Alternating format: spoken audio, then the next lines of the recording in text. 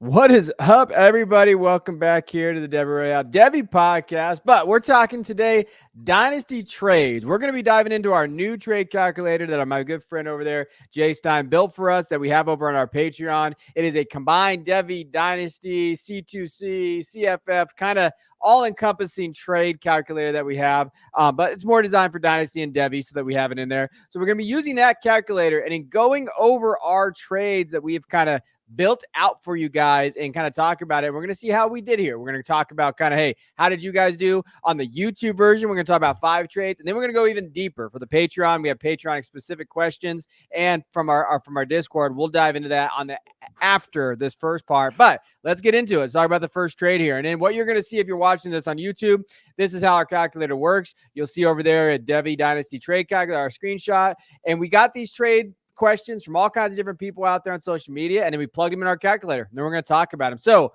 on one side here, we have Garrett Wilson and David Njoku for Rome Odunze and Dalton Kincaid. I thought this was a fun deal. That's why I put it in here. I thought it was kind of interesting how it works. It's a 12-team Superflex, 1.5 tight end premium, and you start 10 here.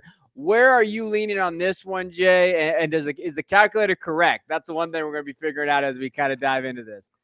Yeah, so the calculator is based on values, and these values are built from our rankings. So it's not based on projections or anything like that.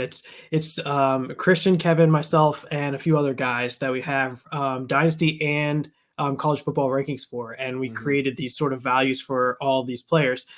What we're showing here in this one is Garrett Wilson is at right now at 91.3 on our value scale, which puts him as the 14th overall player in all of our combined rankings, and wide receiver 6 for this thing. So we're actually, just like you'd see in like a keep trade cut calculator or a fantasy calculator, we actually give him some adjustments, value adjustments, because he's such a premium type player. And I do think that I think all of us, we do like Rome Odunze and we do like Dalton Kincaid quite a bit, but it's just that Garrett Wilson fits into that like higher premium level that in keep trade cut, where you'd see sort of this gap between it. Doesn't look like much of a gap at 91.3 versus 86.9 there between Garrett and Rome. But what we're doing is we're trying to account for some of that gap there. So we have Rome as our 29th overall player and our wide receiver 14,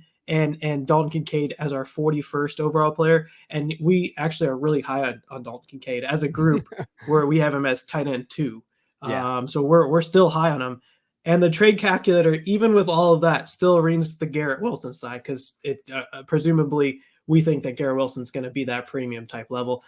I kind of agree with it. I don't think Njoku is a throwaway by any means. I think he can produce quite a bit from a fantasy perspective each year. And I really like the optionality and the high end upside of Dalton Kincaid and Rome Odunze longer term.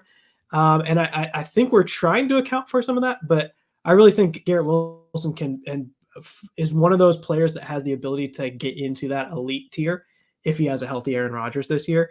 And so, like when you talk about that elite tier, you're talking about Justin Jefferson, CeeDee Lamb, Jamar Chase. I think he's got a shot, and maybe next year or so, to get into that tier. And that's, I think, why it leans there. But I do think this overall trade is a fair trade. So I would characterize this as fair. Our calculator is saying it doesn't look quite fair, but in my opinion, I would say the calculator might be a little bit off on that. I think it seems like a fair trade in my book.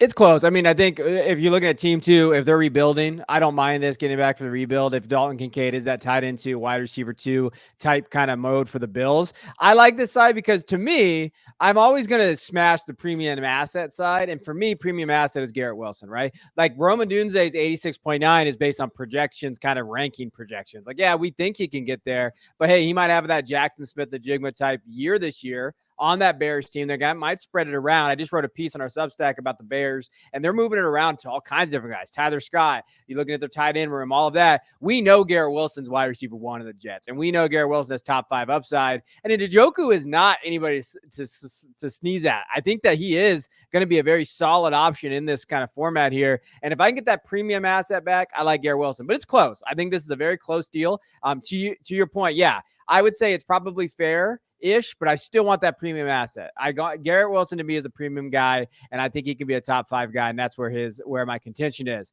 All right, trade 2 here, and this is where we get into the Devy. So this is a little fun if you have Devy and kind of talking about it where we have.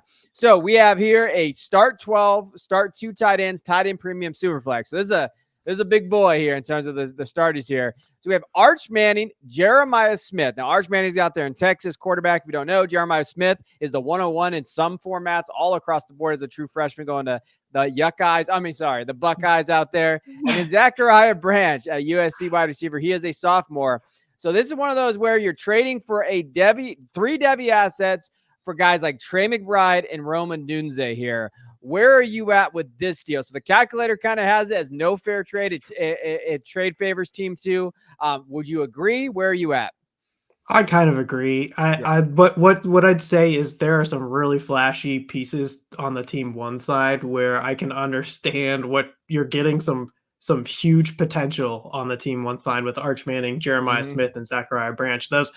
Those are some premium level Devy assets. What we'd say is that Odunze now went off and became a top 10 pick. Trey McBride might be one of the best tight ends in the game at a young age. So what you're saying is you're getting the 2 premium sizes that have some certainty on that team 2 side in Trey McBride and Rome Odunze.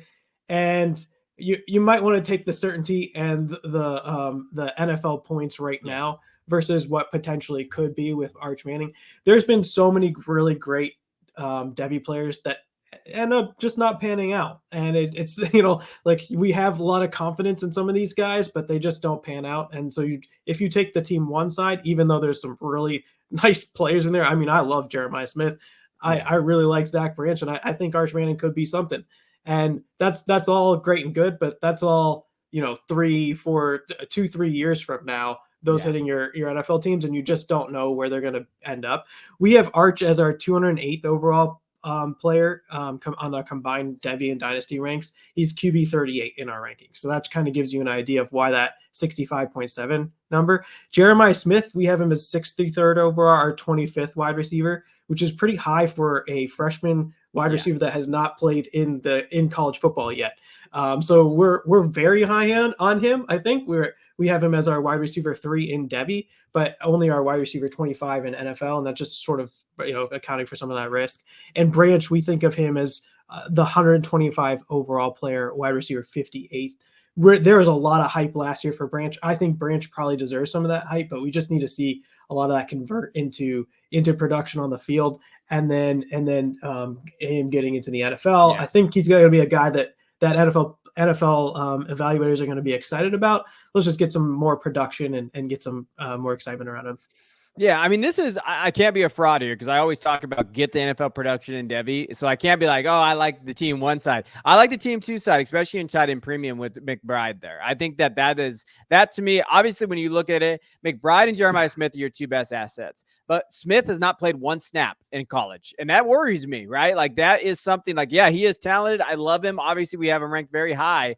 But even then, that worries me. I've seen guys that have come in with Jeremiah Smith's profile and they just haven't panned out. So if I can kind of parlay that into Arch Manning, who can't beat out Quinn Ewers quite yet, Zachariah Branch, who had a down year but should bounce back this year. I do think that he's going to bounce back. I'll take McBride and Ndunze because I think I can get after this. Like, if Manny doesn't get on the field this year, I think his value kind of probably stays maybe the same if he's going to be the starter next year. But if Branch has another down year, let's say Smith doesn't have that huge year this year for a pretty crowded Ohio State wide receiver room, that's going to depreciate. Those assets depreciated where I can't see McBride and Ndunze. Ndunze is probably going to go up once Keenan Allen's possibly off that roster next year and you have that. So yeah, give me the McBride and Ndunze side. And I think that this is a perfect way to collect assets on the Devy side and then go for it on the Dynasty side. Go get those elite players and go look at it. So McBride comes in there as a tight end 5. Ndunze is a top 15 guy for us. Okay, go get those 2 elite players on the Dynasty side. Then you can move them if you have to. You have that ability to move off of them there. But this is a telltale side. I love that we got this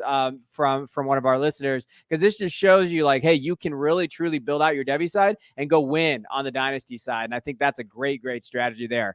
All right, trade 3. Again, I love these because this is a fun one in terms of Devy. Ted McMillan from Arizona and Quinshaw Judkins, the running back from Ole Miss, getting traded for Malik Neighbors and Demario Douglas, New England wide receiver out there that many love. They're kind of a Devy or dynasty sleeper out there, things they can kind of pop off in that New England offense. Start 12, start 2 tight ends, tight end premium, and super flex, but no tight ends in this deal. So that start 2 tight end premium is not really there.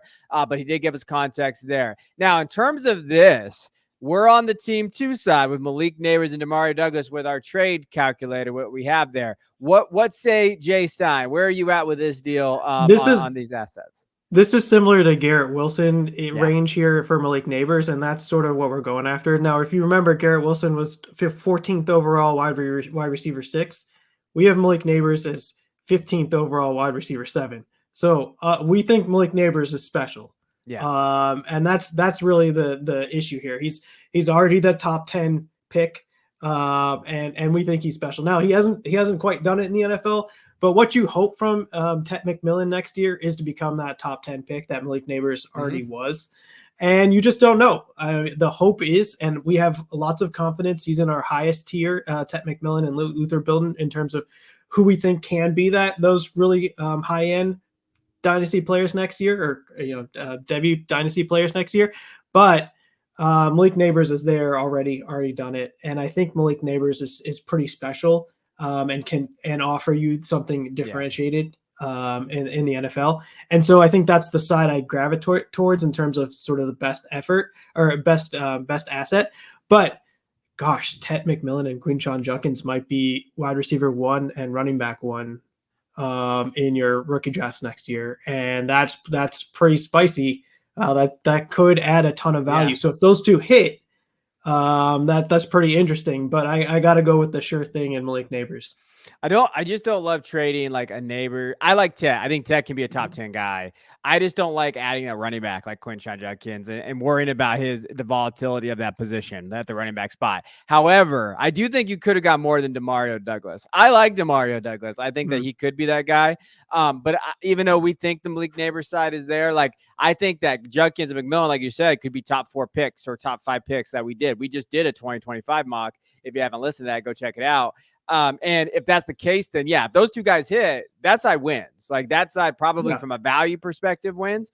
But I do think Malik's a dude. So when we're talking about getting assets, like I just talked about with Garrett Wilson and these guys, I do lean the Malik Neighbors side, but I would have loved to have seen something a little bit more than Demario Douglas. Now watch, Demario Douglas is going to be like the wide receiver 1 for Drake May this year. But and there is possibility that Demario Douglas does. I mean, look what he did for Josh Downs. Look what he did for these guys. But I do think that the one thing that this calculator in Devy that I think that I'm proud of, I am very proud of us building it, is that it does value elite NFL guys that have the draft capital that we want. And I think that is the key when you're thinking of how do you fluctuate? How do you understand kind of how the values go? Because that's the hardest part of it. I think we've built in a pretty good job. It still needs, we're still working on it. But the idea is like, hey, this is a valuable asset. This is the most important piece in this deal. Go get it. It's okay if you move off of these guys. Now, when we look at trade 4 here, again, we're looking at this is just a super flex 12 team here.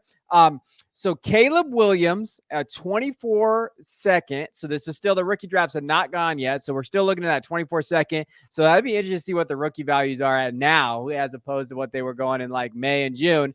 And then for Dak Prescott, DJ Moore, and a 24 third. Our calculator has team 1 here with the Caleb Williams side. And I'm going to agree. And I know people are going to hate on me for the Dak Prescott because I love Dak. I think Dak is set up this year to be very, very, I still think he's a value. I think he's like QB 15 right now out there. And to me, like he is going to throw all over the place. I love DJ Moore. I actually think he is a value there too.